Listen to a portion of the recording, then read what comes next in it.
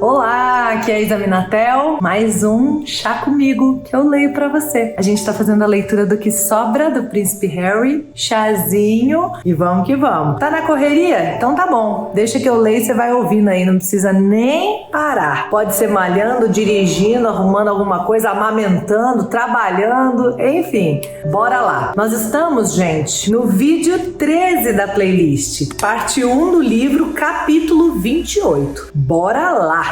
Willie também gostava de caçar e usou essa desculpa para não ir a Closters naquele ano. Ele pediu para ficar na propriedade da vovó, em Norfolk, 8.000 hectares que ambos adorávamos, Sandringham. Prefiro caçar perdizes, afirmou a papai. Era mentira. Papai não sabia disso, mas eu sim. O verdadeiro motivo para Willie ficar em casa era sua incapacidade de enfrentar o paredão. Antes de esquiar em Closters, sempre tínhamos de nos dirigir a um ponto determinado no sopé da montanha e posar diante de uns 70 fotógrafos, perfilados em 3 ou 4 fileiras ascendentes, o paredão. Eles apontavam suas lentes, exclamavam nossos nomes e disparavam as câmeras conforme entrecerrávamos os olhos. Nos remexíamos e escutávamos papai responder às suas perguntas imbecis. O paredão era o preço a ser pago por uma hora livre de importunação nas encostas. A única forma de sermos deixados brevemente em paz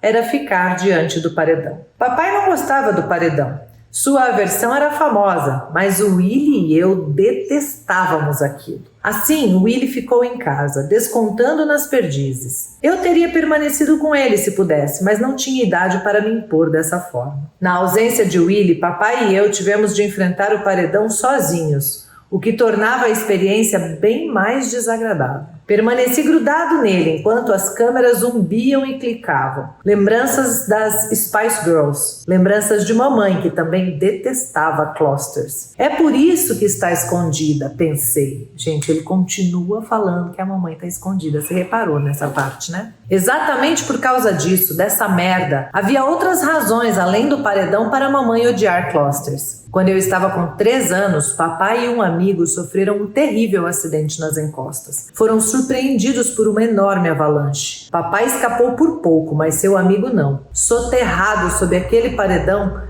seus últimos suspiros devem ter sido arquejos cheios de neve. Mamãe costumava falar dele com lágrimas nos olhos. Depois do paredão, tentei me concentrar na diversão. Adorava esquiar e era bom nisso. Mas quando mamãe penetrou em meus pensamentos, fiquei soterrado sob minha própria avalanche pessoal de emoções e perguntas. É errado gostar de um lugar que mamãe detesta? Estarei sendo mal com ela se me divertir hoje nessas rampas? Sou um mau filho por estar empolgado de sentar na cadeira do teleférico sozinho com papai? Mamãe vai entender que sinto falta dela e de Willie, mas que também gosto de ter papai um pouquinho pra mim? Como explicaria essas coisas quando ela voltasse? Gente, essa parte dele, né, remoendo e com um monte de dúvidas e interrogações e tendo que lidar com tudo isso sozinho, sem terapia, sem um psicólogo, sem alguém, sem uma figura materna de apoio ou alguém próximo, íntimo, para trocar, é a parte que mais me comove. Pouco depois dessa viagem a Closters, contei minha teoria ao Willie sobre mamãe estar escondida. Ele admitiu que no passado se saíra com teoria similar, mas no fim descartou-a. Ela morreu, Harold. Não vai mais voltar. Não, eu não queria nem ouvir falar nisso. Ela sempre falava que só queria sumir, Willie. Você ouvia? Ela sempre falou. Mas nunca teria feito isso com a gente, Harold. Contei que o mesmo pensamento me ocorrera. Mas também não teria morrido, Willie. Também nunca teria feito isso com a gente. Tem razão, Harold. Que duro, né? Os 2 irmãos, um tempão depois, agora, conversando um pouquinho e pensando sobre a mãe, né? Morta. Capítulo 29. Percorremos o longo caminho no carro. Passamos pelos veados brancos da vovó, passamos pelo campo de golfe, passamos pelo green, onde a rainha-mãe certa vez acertou um hole-in-one. Passamos pelo policial em sua pequena cabana, uma saudação vigorosa, e por 2 lombadas, depois por uma pequena ponte de pedra e saímos em uma tranquila estradinha rural. Papai estreitava os olhos diante do para-brisa. Tardezinha esplêndida, hein? Balmoral. verão, 2001. Subimos uma colina íngreme, passamos pela destilaria de uísque, seguindo por uma estradinha cheia de vento e descendo entre pastos de ovelhas tomados por coelhos. Quer dizer, os suficientemente sortudos para escapar de nós. Mais cedo nesse dia havíamos caçado um punhado. Depois de 5 minutos entramos em uma trilha de cascalho e seguimos por 400 metros até uma cerca de veados. Desci do carro, abri o cadeado do portão. Agora, finalmente, como estávamos em estradas privadas e remotas, eu tinha permissão de dirigir. Pulei atrás do volante e pisei no acelerador, pondo em prática todas aquelas aulas de direção com papai ao longo dos anos, muitas vezes sentado em seu colo. Conduzi o carro através da urze roxa para penetrar nos recessos mais profundos daquela imensa charneca escocesa. Adiante,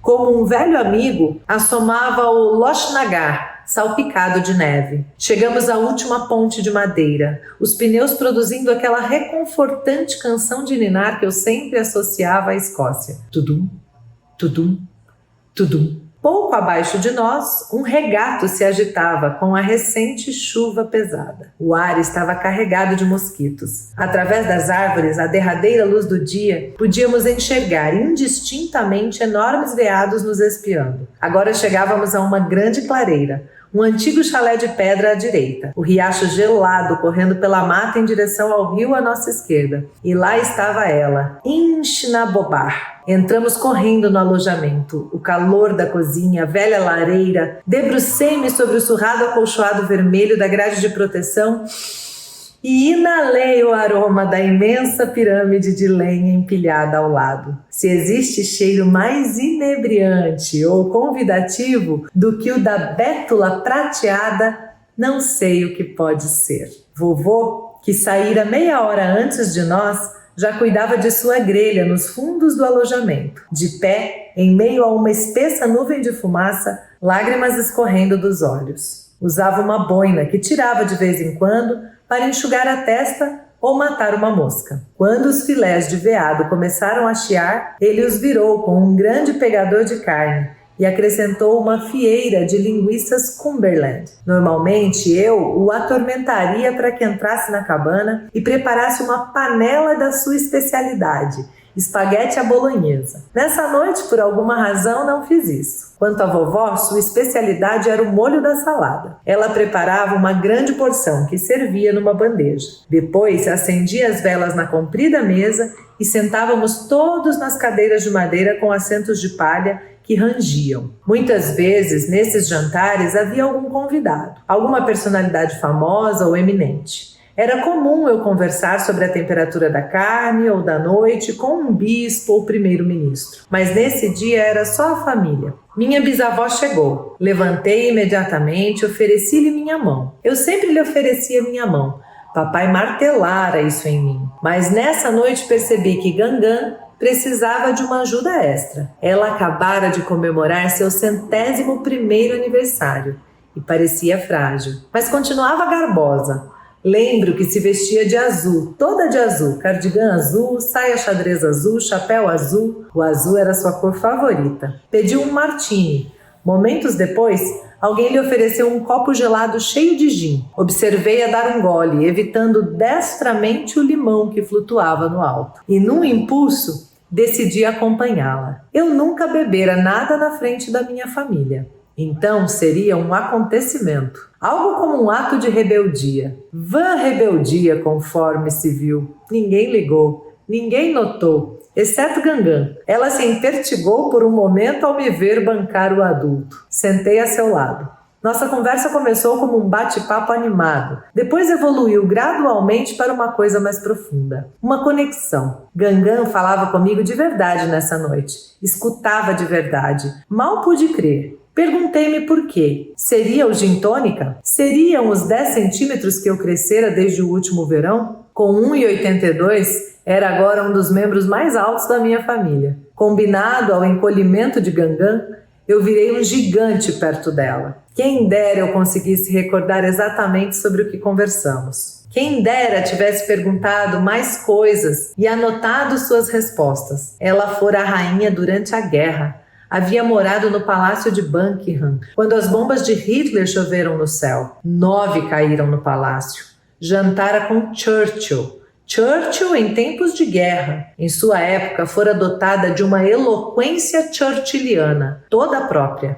Era famosa por ter afirmado que, por piores que as coisas estivessem, jamais deixaria a Inglaterra. E as pessoas a amavam por isso. Eu a amava por isso. Amava meu país. E a ideia de declarar que você nunca o deixaria me parecia maravilhosa. Claro que ela era infame por afirmar outras coisas. Vinha de uma era diferente. Desfrutara da realeza de um modo que parecia inapropriado para alguns. Eu não enxergava nada disso. Ela era minha Gangan. Nascera 3 anos antes da invenção do avião. Mas isso não a impediu de tocar bongô em seu aniversário de 100 anos. Agora segurava minha mão como se eu fosse um cavaleiro voltando da guerra e se dirigia a mim com amor, bom humor e nessa noite mágica, respeito. Gostaria de ter perguntado sobre seu marido, o rei Jorge VI, que morreu jovem, ou seu cunhado, o rei Eduardo VIII, que ela detestava. Ela abriu mão da coroa por amor. Gangan acreditava no amor, mas nada transcendia a coroa. Segundo contam, também desprezava a mulher escolhida por ele. Quem dera tivesse perguntado sobre seus ancestrais distantes em Glamis, lar de Macbeth. Ela vira tanta coisa, sabia tanta coisa, eu tinha tanto a aprender com ela, mas simplesmente não era maduro o suficiente. Apesar da espichada, nem corajoso o suficiente, apesar do gin. Mas consegui fazê-la dar risada. Normalmente essa era a função de papai.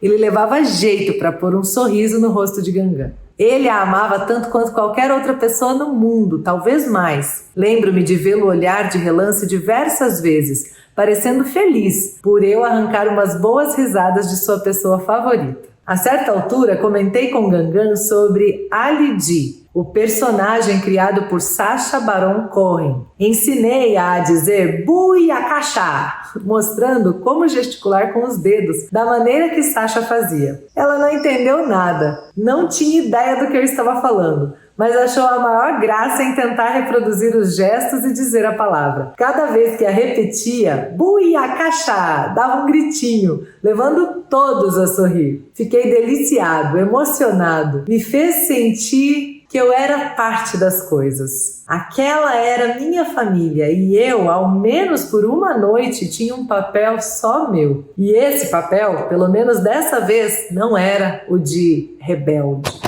Minha gente, aí me faz lembrar, sabe o quê? Montessori. Montessori tem um livro em italiano que fala Aprendizados da Índia, se eu não me engano é esse o nome. É muito especial, não sei se tem em português esse livro. E ela diz que as crianças precisam se sentir o centro da vida dos adultos por um tempo. Olha que coisa mais linda. E eu acho que aqui, né, nessa parte, ele, mesmo já não sendo mais tão criança, também deixa claro isso. Eu acho, na verdade, que todo mundo precisa disso, né? Ter algum ponto da vida em que é o centro. Ter alguém que o coloque no centro de vez em quando, pelo menos, né? Eu acho que isso faz muito sentido. Ou ter alguma coisa em que seja realmente centralizado nele, entende? A sua missão, o seu lavoro, o seu trabalho, né? Eu acho que isso faz muito parte de ser feliz, de ser realizado como ser humano. É isso! Vamos junto, tá gostando? Deixa aqui pra mim nos comentários qual parte te chamou mais atenção nessa leitura dessa vez. E, se você quiser, indica lá os minutos e segundos que a gente vai